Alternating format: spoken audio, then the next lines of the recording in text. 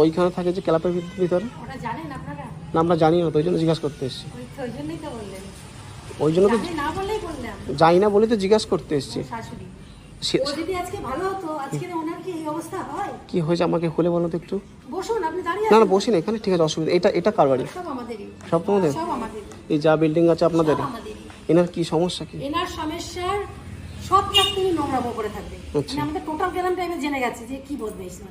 আচ্ছা। মানে একে যদি তুমি ওরা যে চান করো, হাত পা ধুয়ে ষষ্ঠীকে বসে থাকো, শুধু চেয়ারে বসে থাকবে, খাবেন। এনার পেনশন যা পায় আপনি খেয়েও শেষ করতে, ওনার লোক রেখেও খেতে সহ্য করতে পারবে না। এনার মেয়ে জামাই যত বাপের বাড়ির টাকাগুলো সব নিয়ে চলে গেল, এখানে কারো ভাগটা নিয়ে ওনার মেয়ের নামে দিয়ে দিল। সে দিয়ে সে রেজিস্ট্রি করে, সেটা হতে হতে রেজিস্ট্রিটা হয়নি, ভাগ্য সেটাই আছে ওনার বস্তু এখনো।